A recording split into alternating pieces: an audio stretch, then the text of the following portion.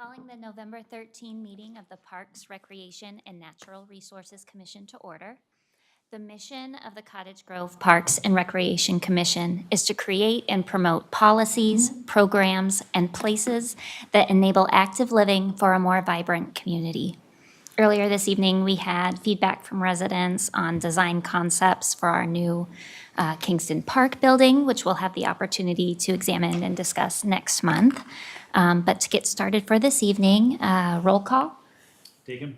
All right. Has everyone had the opportunity to review our agenda? Yes. Okay.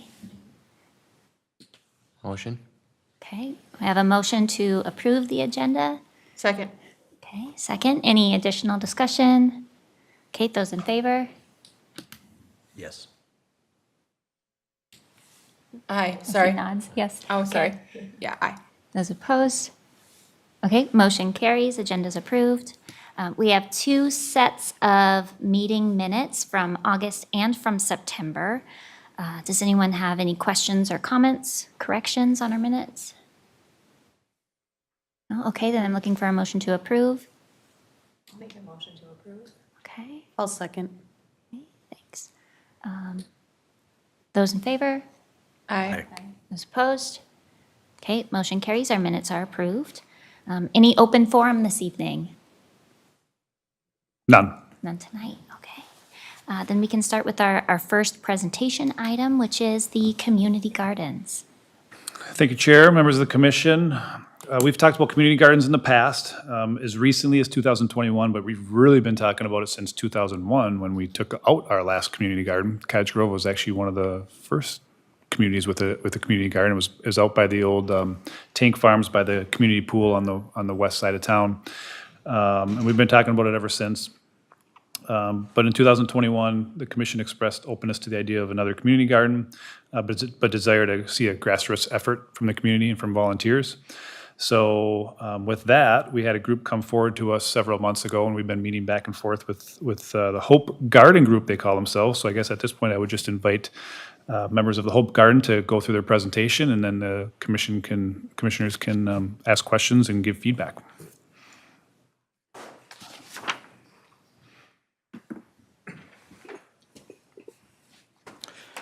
Good evening. My name is Ignatius Kadoma, 26-year resident of Cottage Grove at 6593 Clover Circle. And I'm Daryl Verhoeven. I've been here just past my 20th anniversary in September, the end of September, and I live over on 9686 Indian Boulevard, across from Great Cloud Elementary. So thank you all, commissioners, for allowing us to come up and speak to you about what we're doing. The first thing I would like to do is recognize Ignatius and I are just two people that are a committee that are part of what we've coined our Hope Gardens. And what I'd like to do is ask the rest of the committee members to please just stand up and just have yourself recognized as they're here, and great. And thank you. So as Zach mentioned, this has been an effort for the committee here to try to find a place to allow people to garden, and that is our major goal here tonight, is to try to get your approval, authorization, whatever language you guys use. And I want to point out as our little caption at the very bottom there, that bringing a diverse group of people together in harmony, right, with nature. I think that was our last meeting we just had about a week and a half ago, and that is overwhelming feeling that this group has about gardening. All right. So next, who are we, right? We put together just some quick bullets here of who we are. So we're very, and we don't use the word lightly, passion. We are super passionate about gardening.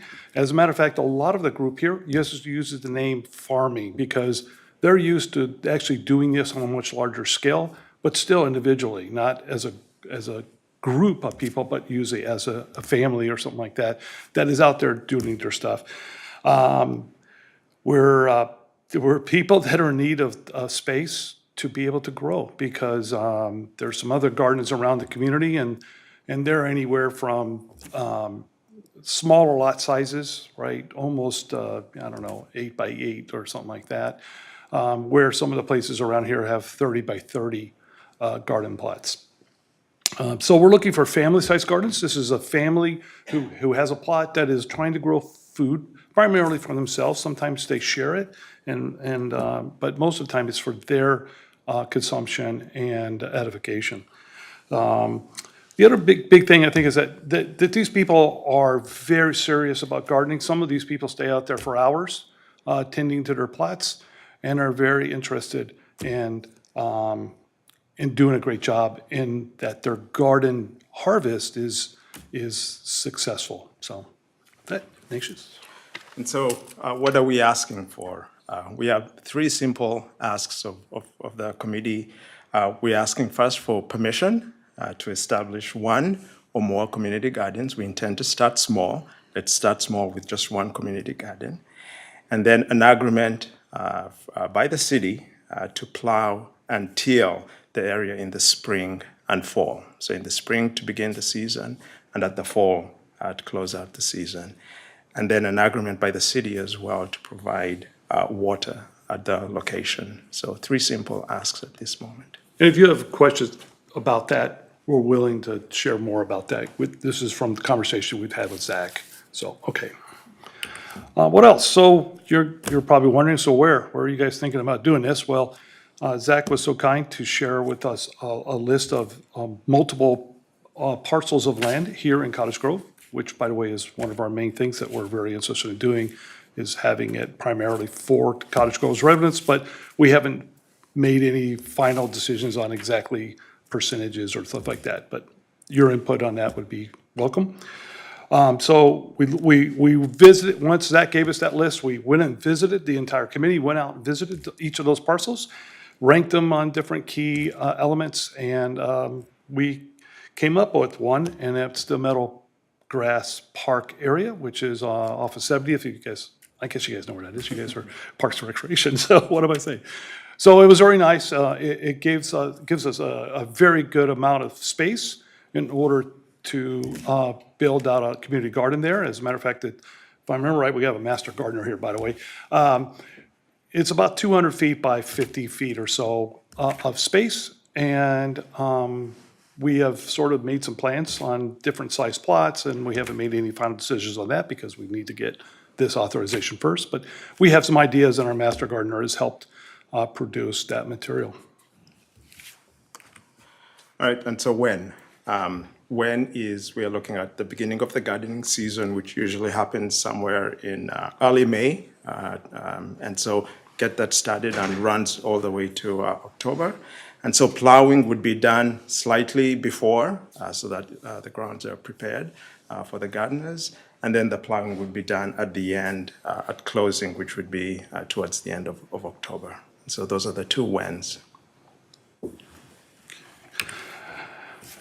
This slide, we wanted to put this together, it's kind of different from the other ones. We wanted to give you a feeling of the spirit and the passion, is another word, of what this really means internally to the people here, right? And each of these little blocks gives a different way of that feeling is elicited, right? And yeah, we actually talked about this slide quite a bit, about what we were trying to say, and we sort of went around it a little bit. But this is what we finally ended up thinking about. I hope this resonates with y'all because it resonates with this group significantly. What else? That's our presentation. So, and by the way, you don't have to just ask Ignatius and I questions. This group is very vocal if you want to ask them questions too, but we're willing to listen to any questions you might have about what we just said and go back to slides if you like. So. Well, thank you so much for coming and sharing your vision and your mission with us. It's exciting to have community members who want to engage with the parks in this way. So we really appreciate what you're doing and you coming to see us tonight. I had just a couple of questions. You have a core group, but would the garden be just for your group, or would it be open to additional community members as well? So I'm speaking for everybody over here, and if I don't say what you guys want me to say, please speak up. I think the initial outlay was to be, this group would be helping to decide who's going to be in it and who's not. In other words, we didn't know if you guys meaning the commissioners, were going to say, we would like to be primarily Cottage Grove residents, or we would allow other people. So we didn't really nail that down because we didn't know what you guys were going to want us to do or not to do on that issue. But we are, if I'm right, Nixus, you tell me too, that we have some desire to maybe talk to Zach and the Park and Recreation about, sign up capabilities that the city may, or the park system may already have for signing up people and signing up for garden plots. And then if there's a charge for the plot, which we have not discussed that at all, but just in case there is, and go from there. Did that answer your question? Yes. Go ahead. Can also build on that. So the way initially we're looking at dividing the plots is having about at least 20 or 30 plots that will go way beyond the group that is here. This is just the committee that will help manage the influx, but for certain, as Daryl said, it would be open to the Cottage Grove as a whole. Okay. And you mentioned needing a water supply and plowing, but what about storage for tools, or how will you manage any kind of like waste removal? Yes, I would like our master gardener to answer that. That was a good lead-in. I'm Ed Myatt, 8208 Galway in Woodbury, and I represent the Washington County Master Gardeners. And we just did our budget for next year, and we budgeted $2,000 for tools and storage for that, fertilizer, soil samples, analysis, and things like that. Okay, wonderful, thank you. Did you say that included a storage, like a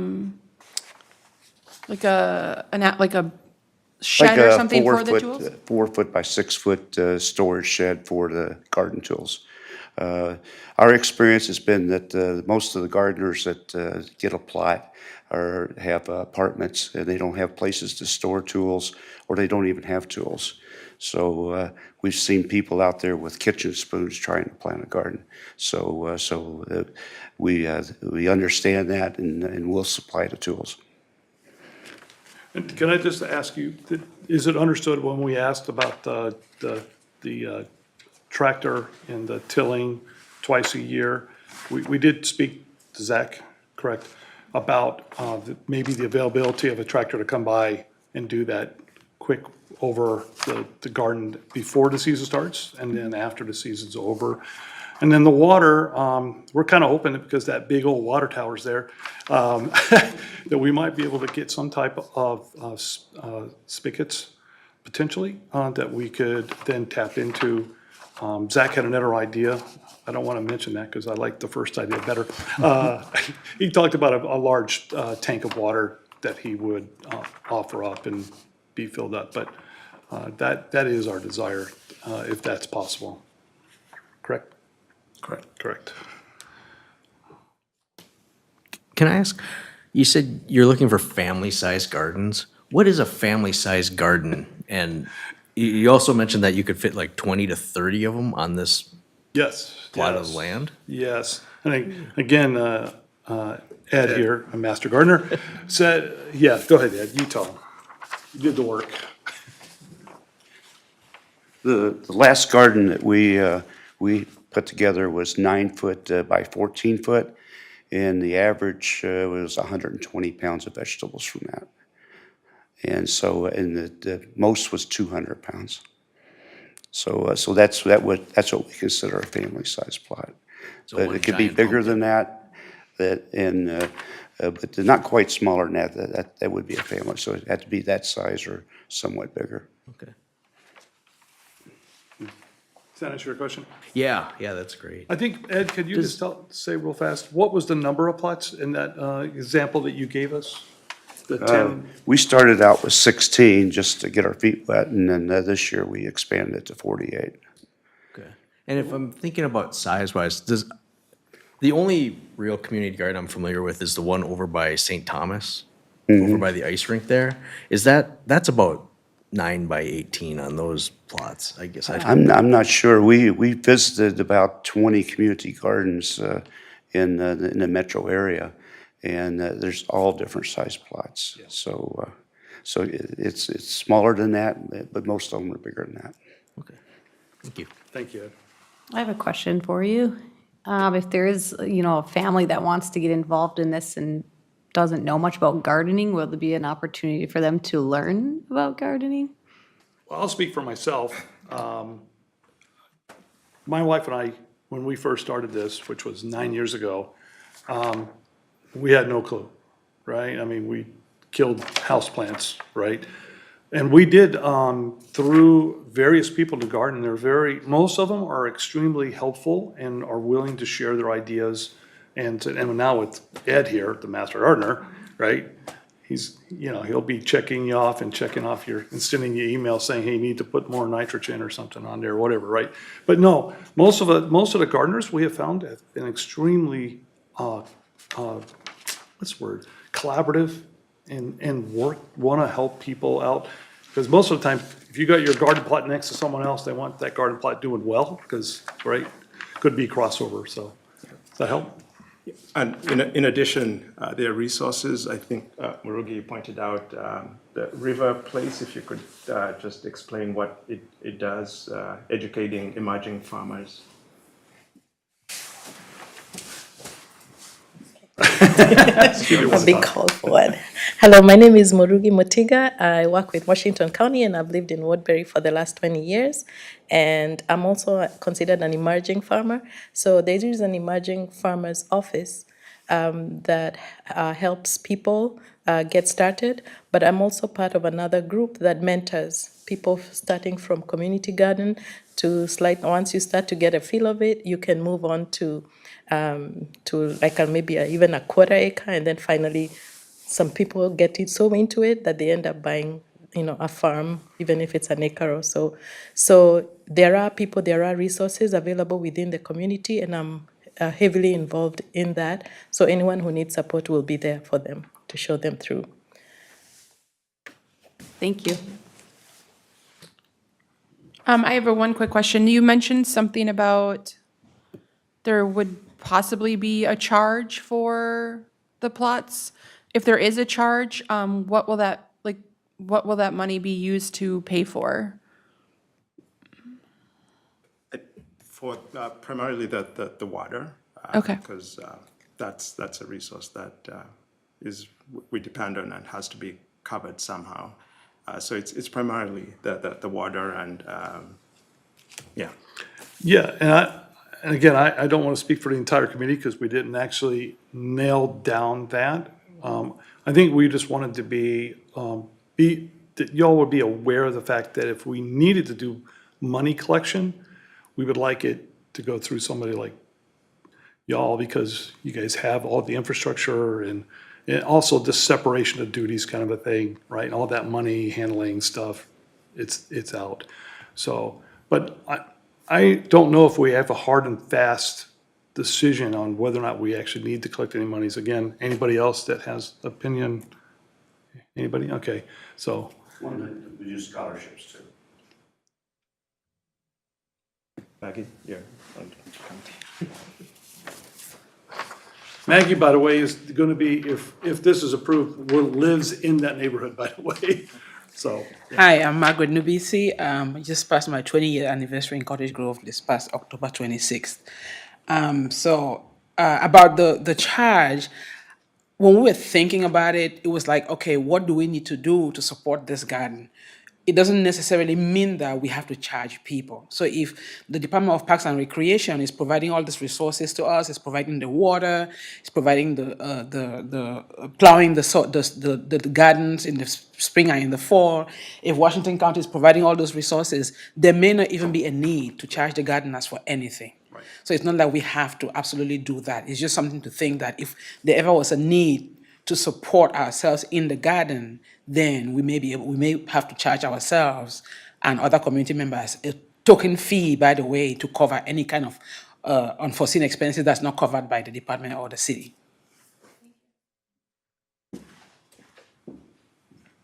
I just have one more.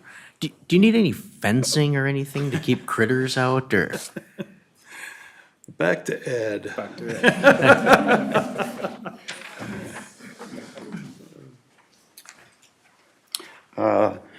Most of the gardens do need a 6-foot fence for deer, and then another chicken wire fence around it to keep the rabbits out. A garden, the size that we're talking about, that would run about $3,000. And there's grants available that supply that. The last community garden we did was in Woodbury. We got a $5,000 grant from the county to put up the fence and get it started. So you would try to get grants before you asked the city to cover that? Is that the ultimate goal? Yes, there's grants available, and like I said, the master gardeners are willing to supply money as well. But there are a number of grants. The Woodbury Garden is also funded by the Woodbury Foundation. We just got a grant for $2,500 for that. So there's money out there. AARP, the USDA. There's a lot of grants that are available. Let Alyssa talk too, so. Thanks. My name's Alyssa Wolf, Cottage Grove resident for about 7 years, 9025 Jeffrey Avenue South. I'm with Washington County Public Health, and we are that grant funder that he's also referring to. Ed and I have connected over the last year or so, getting to know each other and exploring just opportunities for adding more gardens and into the county. And the grant that I work on is called the Statewide Health Improvement Partnership, SHIP for short. It's funded through MDH. I've worked on it for about 8 years now. And we do have money earmarked for the upcoming season to be able to help pay for community gardens with the strong intention of making that money available for the city of Cottage Grove. Very confident we can make that happen as far as fencing and those types of supplies. I want to honor the extension's commitment first to pay for whatever they have earmarked for first. And then I think SHIP would fall in line after that to be able to cover any of those expenses. No, that's perfect. I was just asking because we do, the Park and Recs Department, right, or the committee has the matching funds grants that we give out too, so just something to keep in mind. That's awesome, yeah. Yeah, and I don't need to step on any toes. I see myself as a community partner who happens to be connected to funding. So whether my grant spends not a dime or a bunch of money, I'm happy to be here as a community partner and a community member. Thank you.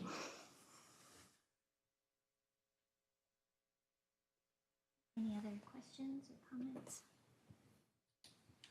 Zach, can you let us know what next steps might be for this partnership?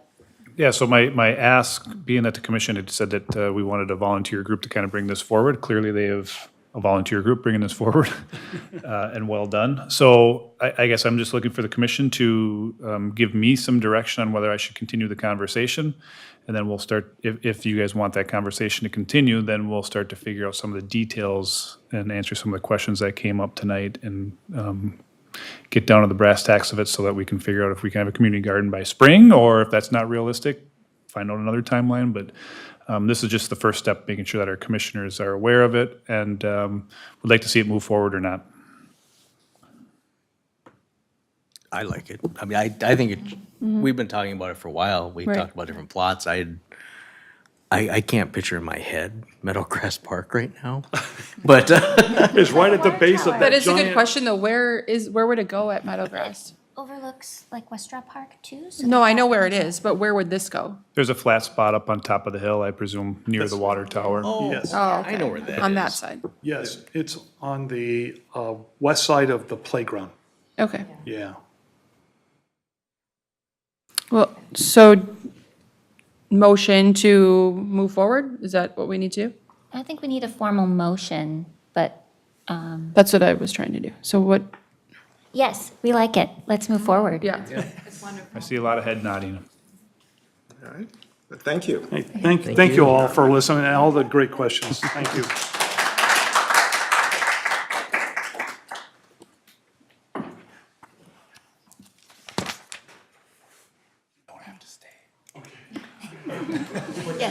you again for coming out. Have a good night. All right, moving into our, let's see, action items. First up is our Mississippi Dunes Park naming. Thank you, Chair, members of the commission. The Mississippi Dunes Reserve is currently what we're calling the area along the old Mississippi Dunes Golf Course, the public land that we acquired this past year, and looking for a name for that park, an official name for it. At the August meeting, we had the initial naming review, and this is all following the park naming policy. September meeting, secondary review of the name options. At that point, we had 3, I believe, and then we added a fourth. And actually, we had 2, and we added a third and a fourth. And then in November, we're looking to provide a recommendation to council if that's what the commission feels is appropriate. You do not need to make a recommendation to council today, but you now have the option to do that when you follow our naming policy. The reason why we have such a phased process is to make sure that we're very thoughtful for these names, because obviously once we name them, that's probably their name forever. So I do have Chair, I do have a letter from Commissioner Olson, who has some thoughts on the Mississippi Dunes Golf Course, and I did offer to read this into the minutes if you'll allow me to. Yes, please. So I'll read this from Commissioner David Olson. Dear Commissioners, I'm out of town in early November and will not be available to attend our meeting. The work we've done together so far seems inadequate to me for such a significant and important park in Cottage Grove. Could we consider slowing things down a bit? Here are my concerns and here are my thoughts. We have considered this at 2 meetings. The first was at the site, but rather than brainstorming based on that experience, what I remember was just trying to discuss the names that were proposed by staff. The second meeting was at the conclusion of a long, somewhat grueling joint meeting with the Public Safety Commission, and I would have said yes or no to just about anything to get out of that room at that point in the evening. Neither of these were televised or easily accessible to the general public. The unapproved minutes for both will not be available until shortly before our November meeting, which are the ones you just saw today. The names so far refer to Mississippi Dunes/Landing. Honestly, this just grates on my sense of propriety because of the history and perception. I realize that the golf course will be long forgotten in a few short years, but still seems sort of boring to me. Mississippi Landing is already used for other places in Minnesota, such as the Mississippi Landing is a neighborhood in South St. Paul, a trailhead in Brainerd, our new Lyman P. White Park, featuring the Mississippi Landing Trailhead, is situated on a 3-acre parcel adjacent to the Mississippi River. Senior apartments in Anoka are called Experience Anoka Living at Mississippi Landings. And the 4th neighborhood in Sauk Rapids is called Mississippi Landing. It's a neighborhood of homes in Sauk Rapids, Minnesota, and there may be more. The dunes were apparently formed by Great Cloud Island sand and the wind, not the river directly. Furthermore, it sounds like they might be located on top of the bluffs where we are building houses, not necessarily in our park. The existing place that honors these dunes is even called Great Cloud Dunes SNA, Scientific and Natural Area. And then he refers to more information at Great Cloud Dunes at their website. On the last paragraph, my request of you is that we slow this down a bit. Let's have at least one additional meeting to discuss it, and let's do that at the top of the meeting when we are all fresh and our imaginations are fully accessible. This is the most significant park naming that I have been involved with so far, and I think we can do better. I believe that this park should have a special name all its own. My thanks to each of you for your consideration. Sincerely, Dave Olson. I appreciate that feedback, and I'm kind of inclined to agree with the amount of community interest that we had in the development of this park. I think we could afford to spend a little bit more time with the name consideration. We did have the addition of Great Cloud Channel, which kind of stands out from the Mississippi Dunes or Mississippi Landing kind of names, but I'm definitely open to taking some more time and trying to get more feedback. What do y'all think? Yeah, I'm fine with that. I think that was a very thoughtful letter from Commissioner Olson, and so he seems to feel strongly about us holding on. And I mean, is there a deadline? Is it like, do we need to get it done, or is it fine if we? It's on your timeline. Okay. Then I don't see any harm in waiting another month. When's the next meeting? December. Second Monday in December, sorry. Has anyone had any additional ideas for park names since we met last? I already submitted mine. Yeah. I don't have a problem with waiting and holding off. All right, then I guess I'll motion that we table the discussion until our December meeting. I'll second. Those in favor? Aye. Aye. Those opposed? Okay, motion carries. We're tabling this till next meeting. And I will bring this back just as it is unless I hear any other feedback from commissioners in the meantime. But otherwise, I'll just bring it back as is so you can continue the discussion. Have we had any other community input about possible names? I mean, we had so many people here who were interested in the park. I didn't know if anyone else had come forward with thoughts. No. Okay, good. Can the city put something out?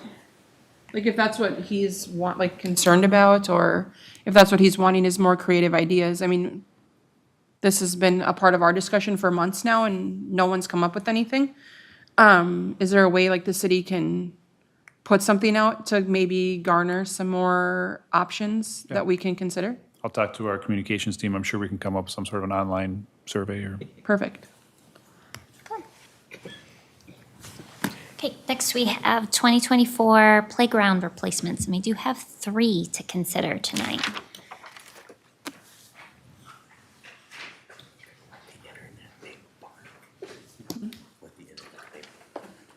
Well, I'm just saying, like, we've had months to come up with something and no one has.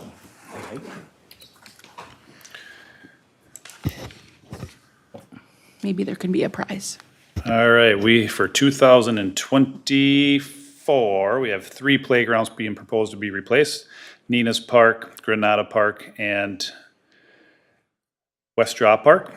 I think we'll just go through these one at a time. We're getting a pretty streamlined process now where we survey the community within, I think it's within a couple hundred yards or a few hundred yards of the park. Maybe it's a quarter mile. And there's postcards sent out, and then we send out a postcard, and then they can respond to the online survey. So we had, for Nina's, we'll do this one at a time.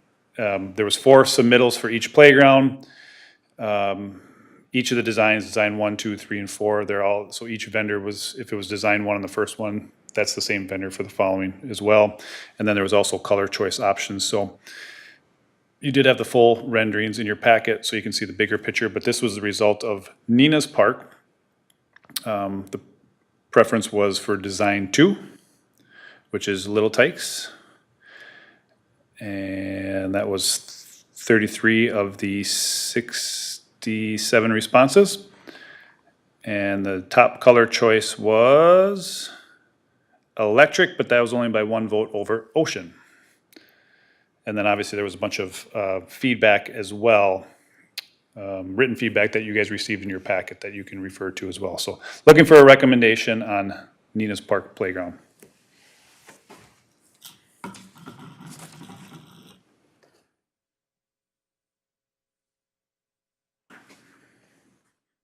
I liked design 2 in ocean, personally.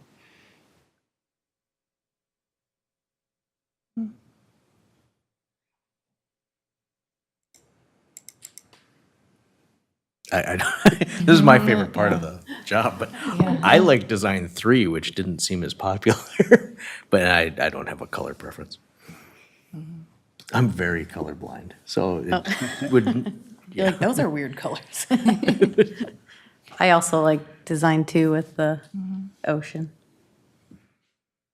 As would my kids and the kids they play with. There was a lot of feedback about like accessibility options and I mean, I don't see that in design 2.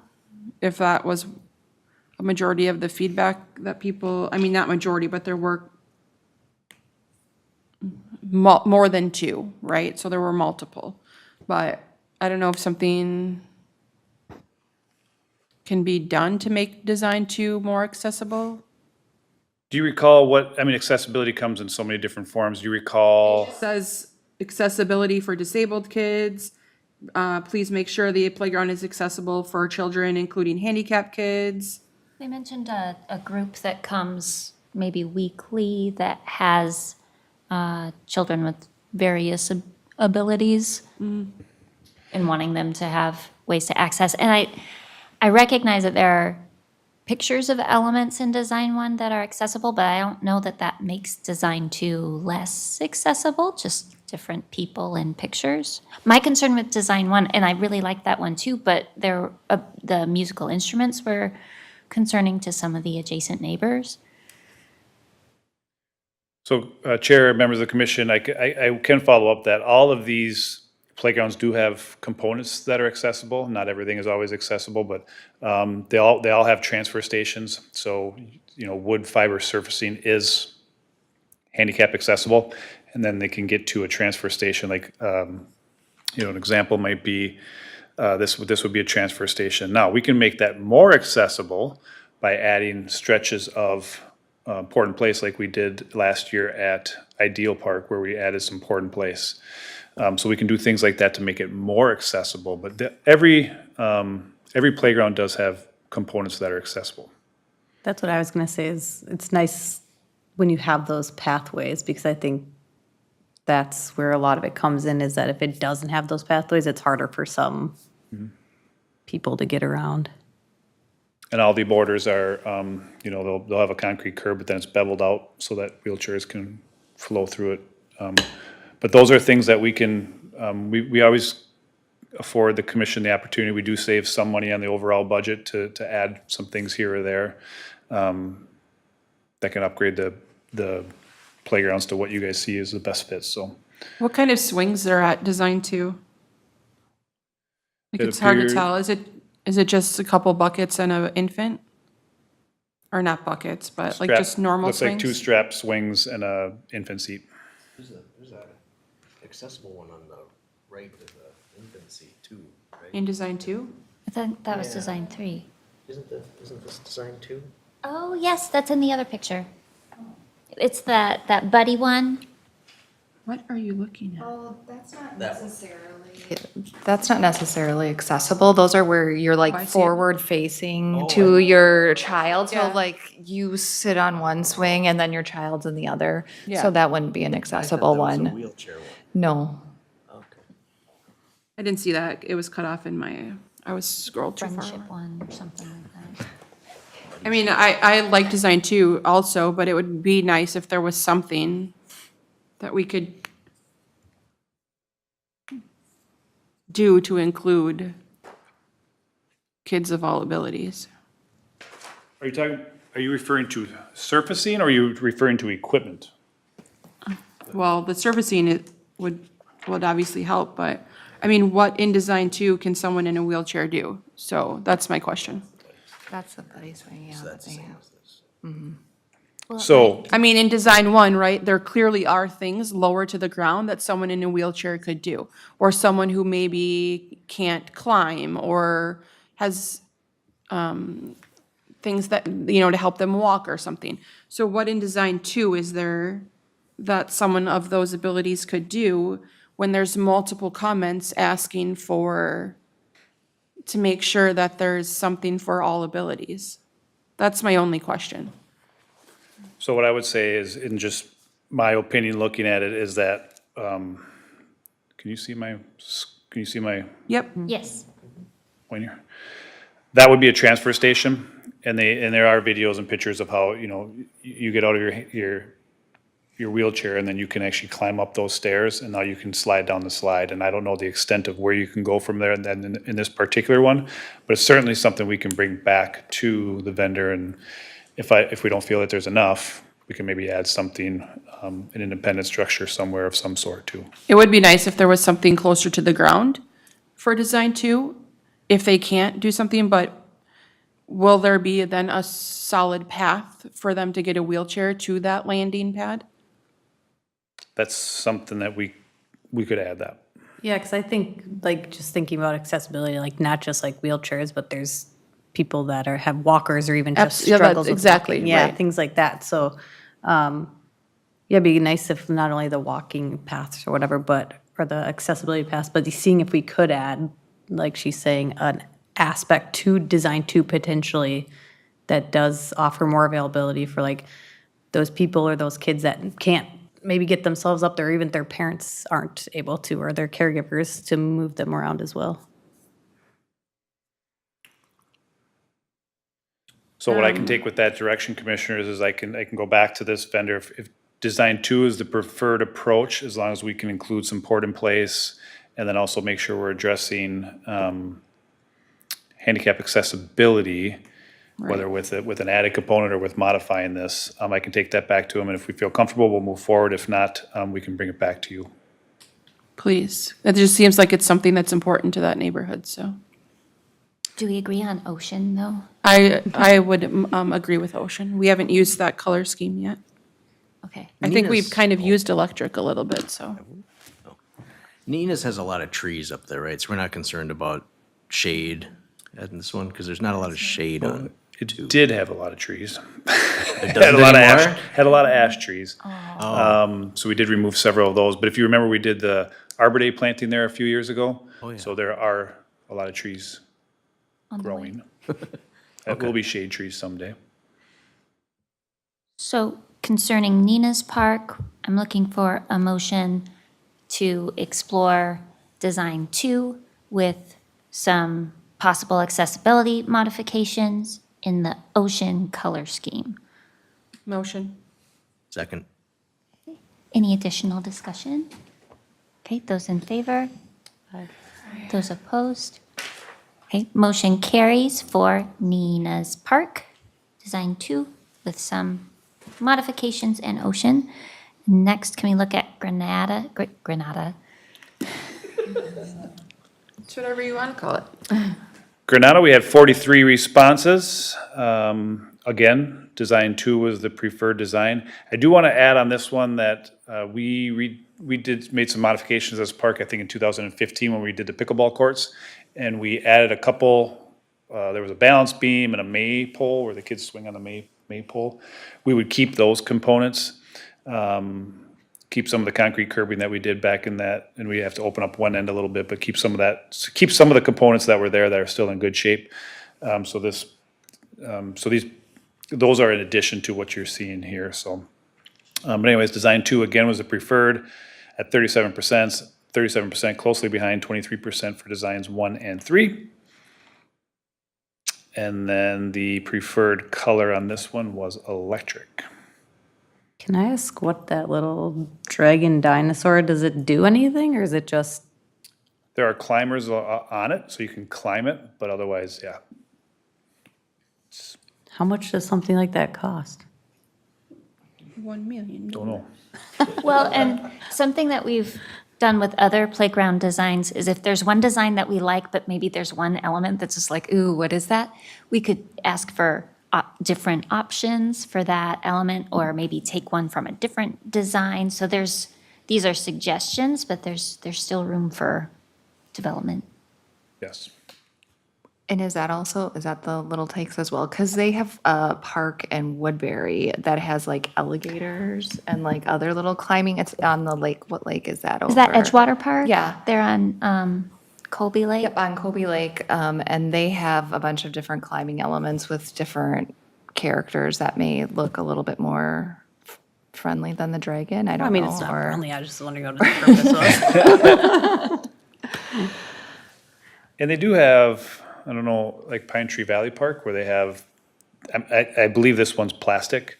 You know, they do have the concrete structures that are painted, hand painted, that are, you know, a little more, Well, that's what I was gonna say, they have that like caterpillar, and my kids are always Yeah. like, what do you do with this? And I was like, I have no idea. it looks cool, It does. but nobody really knows what to The do with it. functionality of it, I don't know. So that's always the debate with these, so. My vote is the minority. I like design 4 because it's more functional for older kids. But clearly, See, and I like design 1 because it's a mix of like for the little. I kids do like and that the one a older lot kids. too. And I really liked the colors. Well, and what is the colors of the existing playground equipment that would be leaving? So would we need to take that into consideration when we're choosing new equipment so it's cohesive? Good question. It's the colors of design 2 and 3, basically. It's a forest green, burgundy. Okay, so then we probably wouldn't want to do the electric that everyone wants, because that could probably, that'd could probably we paint clash. them? Clash a little bit. Okay. And I should say, just as a professional opinion on playgrounds, sometimes one big unit tall or whatever else looks really good on paper, but I am a huge proponent of flow, the way things flow. So when you're looking at these, kind of think about how things flow, how children will transfer from one unit to the other. And I don't know how to say this the right way, but when parents do surveys, sometimes they don't even think about that, right? So you do not have to feel like you need to follow what the survey responses are. You guys have been on playgrounds, you've had children on playgrounds, you've seen people on playgrounds, you've seen a lot of playgrounds, so don't let the survey completely guide your decision if you don't feel comfortable with that. I really like the climby thing on design too, with the like net that you can climb up and there's like the climby surface on like that little separate piece. I like that quite a bit. I Yeah, thought that that's the was best part about number I 2. thought that was like a goal that they were shooting at from the other side. They could probably do that Because there's like a too. person behind it. Oh, And those are components that most vendors will carry something like that. So as Chair Brown had said, if you see one component that would fit in really well, if it would complement the other design better, you can do that too. And it looks like design 4 does not have swings. Yeah, I noticed that too. All playgrounds will have swings. Okay. That's part of the, That's an that's part of the requirement in the proposal. Some have more. See, I'm just thinking about my family and other families, like where we have like a age gap of kids. Like I like when there's, especially because like too, when if you just have a younger kid or just an older kid, like they can kind of stay separate if they want, but they can play together too. Does that make sense?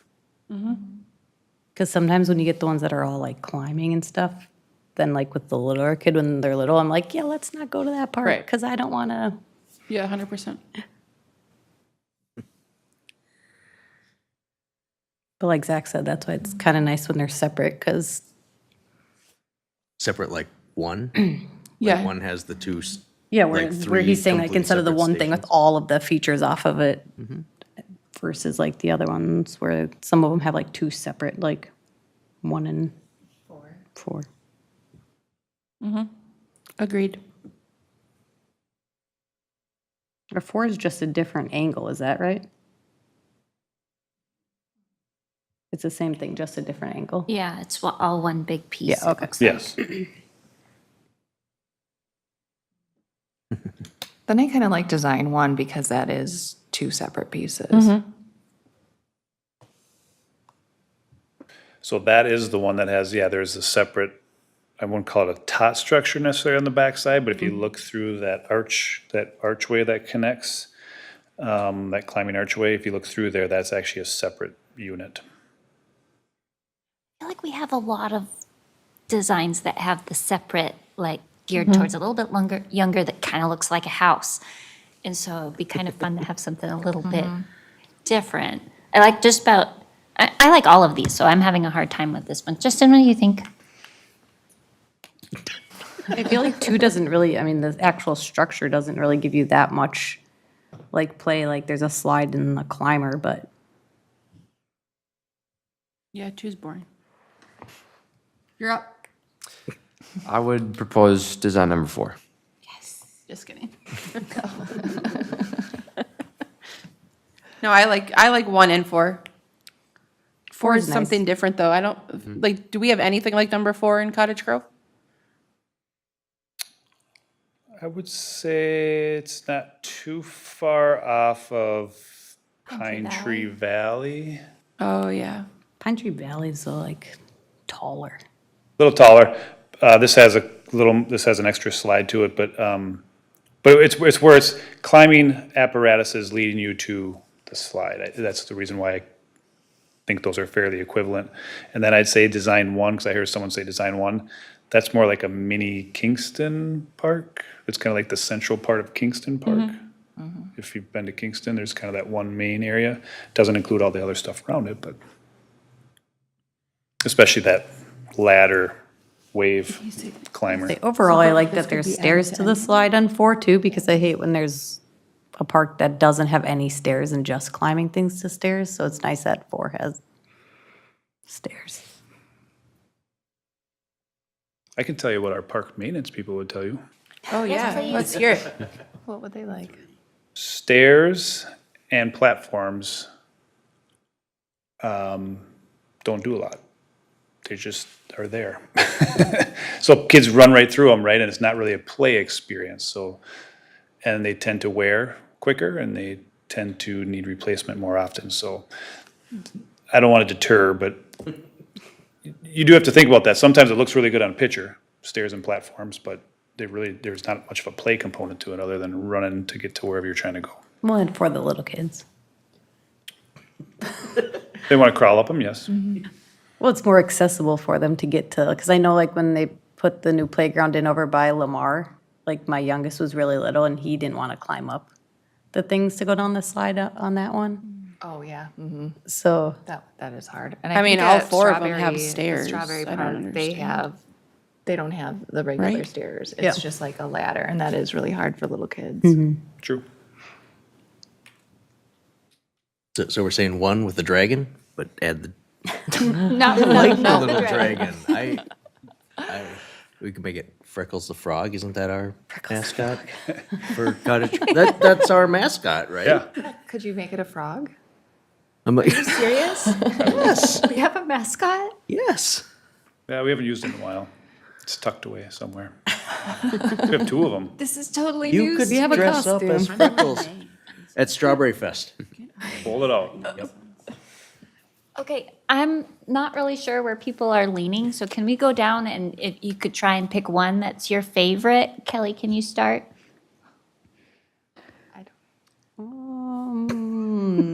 Or 2 you could live with, if you can't pick just one? well, I like 4 and 1 probably are my favorites.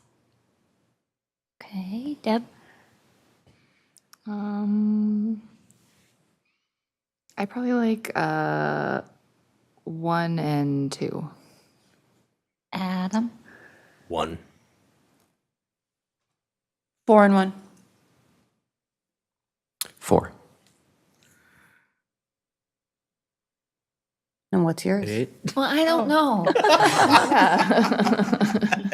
But I have 4 1s and 3 4s. That means you have to vote. Why do we all have to vote, not you? Because you Come have on. stronger opinions on this one. Do something crazy like 3. Well, then that's going to throw us all off.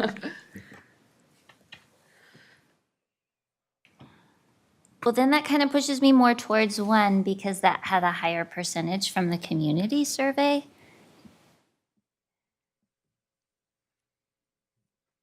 But I also really like the Pine Tree Valley Playground setup, and I think it'd be fun to have something similar to that somewhere else. Can we Oh, add where's something to Dave? 4? Like, can we, Let's read this comments. I don't know. Susie really liked the thing in number 2. Can that be added, something like that be added to 4 with not disrupting like the budget too much? Yeah, some sort of a rope climber could probably be added, yeah. Okay, I like that. What do we think about that? Design 4 with the rope climbing thingy. I'd say because a lot of the comments are saying things to climb on, so. And you're adding swings, right? So- Swings will be there. Yep. And there's a balance beam and a maypole that you can swing on. And then, but design was designed for the least. Yeah. Okay, but,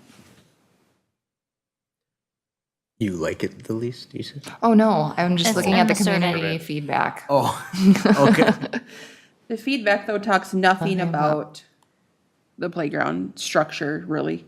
Talks about ice rinks and pickleball courts and how they don't like that it starts at 8:30 or 7 in the morning. Well, they say like they love the climbing wall and there's one Yeah. where they like the Higher, spiny they want higher climb. slides, they I want like big climbing the stacks. wall and balance beam. Yeah. Oh, well, it must not be nice.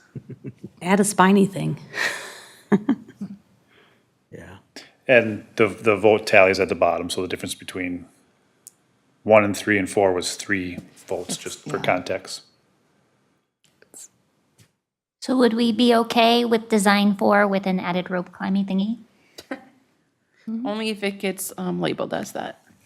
Yes. Rope climby thingy. Rope climbing thingy. Okay, then we need to talk about colors, Oh, yeah. because the survey suggests electric, Of course. but I do have there's one the question matching on 4 issue. though. Yeah? What are these things where are they separated out where there's a kid just climbed up on a Well, you thing? can climb up one, then you can step onto the other, so it's like separated But otherwise, stairs. it's just a separate pole, not on the, okay. Yeah, but and then you would step across to the platform. I wouldn't, but somebody, no, I'm just kidding. I would not either. My youngest is 16 now, so but, He okay. would step over. With that electric color, how much fading, like how we just talked about, like the purple fades fast. Is that blue a color that fades fast too? The blue, not as much. It's purple and red. Okay. And I would heed the advice of whichever commissioner had mentioned that, keeping the 2 items we'd be keeping, I think were burgundy, majority burgundy, but then also forest green, so So that would go better with forest. maybe Yeah, I a like forest is forest. a better choice. Well, what about the colors in the picture that they pitched us here? What are those? Is that I don't know. forest? Very Yeah, it's kind of a forest color too. Yeah. It's got some more grays in it, and that would probably work fine. So I would say to move forward with the forest. Is that a motion? That's a motion. Okay. A second. Second, oh, yeah. All right. Those in favor? Aye. Aye. Those opposed? Okay, motion carries for design 4 with a rope climbing addition in forest. All right, let's move to West Draw. We had 55 responses. Woohoo! So obviously a popular park. Design 4 received the most votes at 59%, so fairly significant. The next was Design 3 at 20%. And the quantified is 32 to 11 in terms of the top 2. And then colors was 35% for electric. Again, people like the electric. Where's Westra? The bike park. Oh, it is? Yes. So that's one that you would want some shade, or some sort of shade structure with, I assume, because, yeah, it's out there. There's some bigger trees around it, but yes, it's pretty wide open. I loved the climby wall thingy on design 4. Yeah. That thing. Is that cool from a maintenance perspective? Yeah. That's actually really easy. Like rubber? It looks like That black, Ninja Warrior. yeah, it looks like a road almost. Oh, it's like a ninja. Plastics are usually the hardest. Just think about all the kids that Most run over there expensive. from the bike park without their parents. Well, and that slide, I like the really wide slide. Yeah. That's cool. I like design 4 just because it has some elements that I haven't seen in some of the other parks. And there aren't swings in the picture, but there will be swings. There will be swings. Okay. Can any shade be added to 4? Since it's the only one that doesn't have shade? Typically, yes. I'd have to ask, but typically, yes. Does it matter if the same vendor's used for 2, or do you like to spread that out more? Does the city like to? Or do you get a discount? Buy 4 windows, get 1 free? I've tried that. Doesn't always work, doesn't usually work. So typically they have, these are kind of pre-built, and then they'll drop in independent items around it, but typically those are their sale prices, and they are what they are, and you get a discount. The reason we do it now is that we get the 2023 pricing for 2024. But, I forgot what the original question was, besides pricing. Is it okay to use Burke again for another playground designer? Or should we be more? So actually Miracle, who in this situation is Design 3, they were almost all of our playgrounds that were built from the late 90s through the early 2000s. And now Burke, who's Playground Design 4, I would say is doing the majority of them. But the last 2 or 3 years, Little Tykes has taken on, Little Tykes and Landscape Structures have done more. So we're We're using them all. Oh, she's sorry, I'm breaking the chair. And the parts have become much more similar across the industry. There used to be a time where the parts were way different in terms of what kind of bolts they use and everything else, but now things have become fairly similar, and now we can stock products pretty easy, and parts are easy to obtain as well, so. All things considered, they're all kind of equal in terms of service. I think the electric would be cool for that one. So it sounds like we like design 4 in electric. Yep. Motion. Second. Motion for number 4 with go. electric. I'll second it. Okay, Adam seconds. Any additional discussion? I'll add the shade, I'll add a request for shade. Thank Oh, you. yeah. I forgot to include that in my motion. Those in favor? Aye. Those opposed? Okay, motion carries for design 4 with added shade in electric. We didn't see somebody wants a hamburger. A hamburger. So they only wanted hammocks. And I That park's gonna get all kinds of cool things with the bike park edition and a new playground. It's gonna be and a community garden. It's gonna be the new hotspot. Fancy. Next, action item is about E-Recreational equipment. Thank you, Chair, members of the commission. As you may recall from the discussion at the joint workshop, there was a lot of conversation on what to do with E-recreational equipment such as scooters and bicycles. And essentially the direction was, we want to allow usage of those, but we'd like to educate the public on how to use them appropriately for the safety of themselves and those around them. So I just spent a little bit of time digging up some information. I thought the state's interpretation of understanding Minnesota bicycle and e-bike law was very beneficial, in particular pages 6 and 7, which I highlighted. I thought that was interesting. But then I also just Googled a whole bunch of signs, and I thought I would share those with you to see if you had anything that stuck out at you and gives me some direction on what you might like to see in terms of educating the public on these pieces of equipment.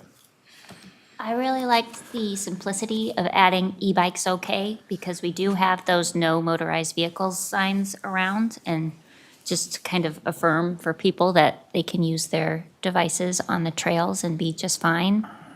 I also really liked the self-check speed zone, because part of our discussion was, well, how do I know how fast I'm going? I didn't install a speedometer on my bike. But just kind of help educate people and make them aware of what their speed is like. But I think my favorite part was that they had a pilot program version.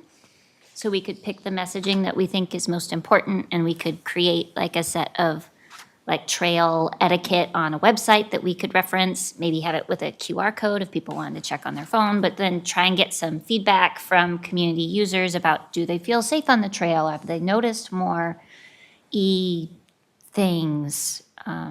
So I thought it could be neat if we could select a high traffic trail area to try a pilot on and see what happened.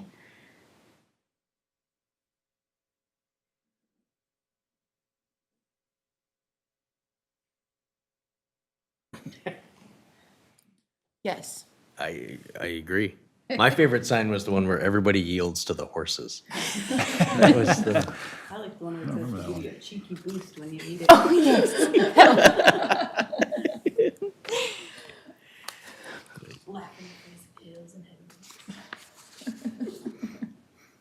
Well, with that speed check one, and I liked it too, but it doesn't say in there how much distance do you need to set that up? And do we have a trail that would work for something like that? Because It says 110 it's kind of feet. cool. So my interpretation is that it's the same sign on the left-hand side of the trail.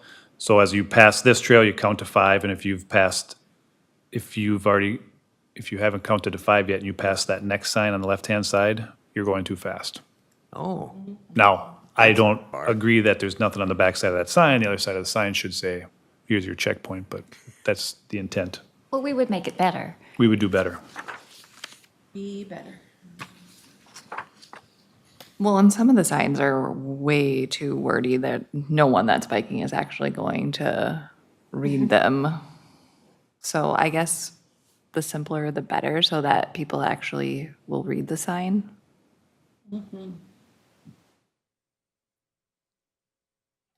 mean, in general, e-biking or biking in general, the slow down one where it just is like this 3 simple bullet points, like you said, will somebody read it? But at least it's like straight to the point, like slow down, pedestrians have the right of way.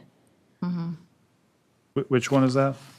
The yellow slow down. Right before the pilot program. Yeah, on page 83. Is that page 83? Yeah, 83. Yeah. Is audible signal something that most people understand what that is? I was just gonna say, so that a that bell? someone could like cluck like a chicken if they wanted. But does everybody least know you're that telling them you're means make calling a it. sound? Like, is that accessible language? Well, I think for adults, but not maybe for kids. I don't know. Use your words. Don't cry. To Commissioner Gustafson's note, though, I will say people don't read signs in general. So, if it's use your words or pass it on the left, I don't know what people read as they go by. So Do they look at pictures? they look at pictures, and what are we told now with social media? They have a 3-second attention span. Is that about what it is now? I don't know. I'm just making that up, but so I would agree that typically less is more. Now, on the pilot program idea, we can start out by putting a handful of different signs out and just kind of seeing what people think of it, what feedback we get too. We do make our own signs, so that's a good benefit. So any other feedback I'll take, but then I think what I will do is I'll just compile that and I'll bring a handful of options for you to consider based on our own design of those signs and then kind of keep the conversation going. This isn't something we're going to solve tonight. I was gonna say, even just the one where it's like slow down in a bike, like even if it's just a bike and it says slow down. Because like you don't necessarily need the rest, or you could have right under just one, like pedestrians have the right of way, because either way, again, not that anybody might read it, but at least the visual of like a bike, slow down. And sometimes people read new signs at least once. 'Cause They're like, exciting. Oh, what is that? Something that I think has been effective too is have you guys seen the little speed check, like for vehicles, where that moves around town? Because those pick up my reflective running vest, so I can check my speed. We could probably check biker speed with that too. Oh, we have one on our street and the kids have been trying to get it. They got it it hits at 12 miles per hour. That's where we figured it out at, so.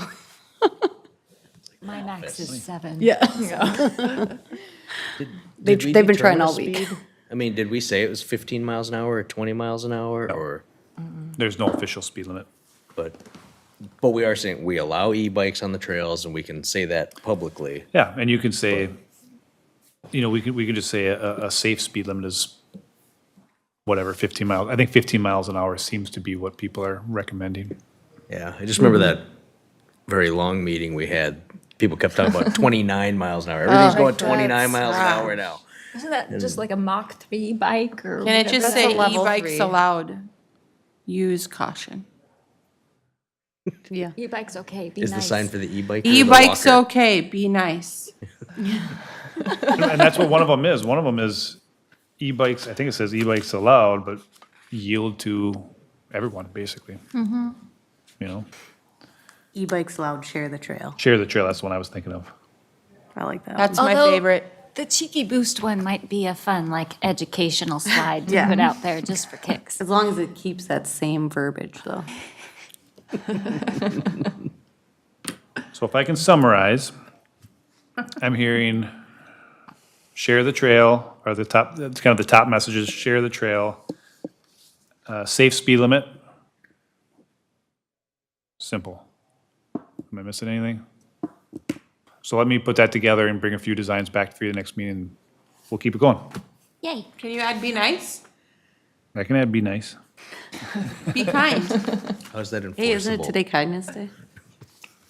No, I'm kidding. You don't have to add that. Okay. It might actually make people read it, because it's not like the norm. I don't disagree, yeah. Or we could just be like, hey, you, slow down. Oh, yeah, I like hey you. Inclusive too. Yeah. Okay.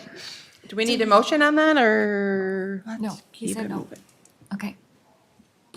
Then we can go on to action updates, cannabis tobacco use in public spaces. I still have PTSD. Going back to that long meeting that everybody wants to talk about, we'll get out of here a little earlier tonight. This is just for your information. I just want to share where it all ended up. The council did take action, obviously set in motion the policy and procedure and ordinance relating to cannabis in the parks, which also pulled in eliminating tobacco from the parks as well. And then also it talks about public spaces. So hopefully you had time to read it. If you didn't have time to read it, and that's kind of the summation of the result of your meeting. So council agreed with the co-commissioners' recommendations. It's a pretty similar policy to what most cities have been enacting. And I would imagine this isn't the last time we're probably going to talk about this issue, but for now, this is the new ordinance. Great.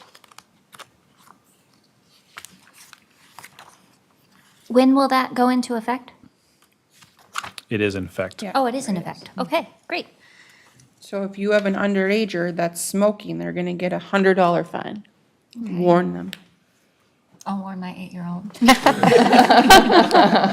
You're riding too fast if you're smoking. Donation acknowledgements None tonight. okay. And staff reports and educational material. Just submitted the Recreation Parks, Ice Arena, and River Oaks updates.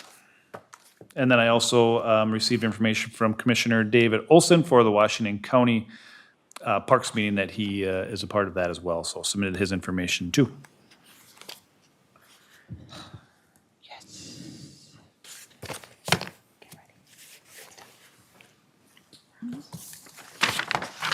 Right.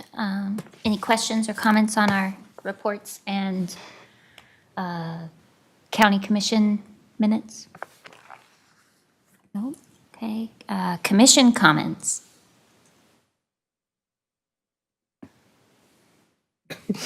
None tonight.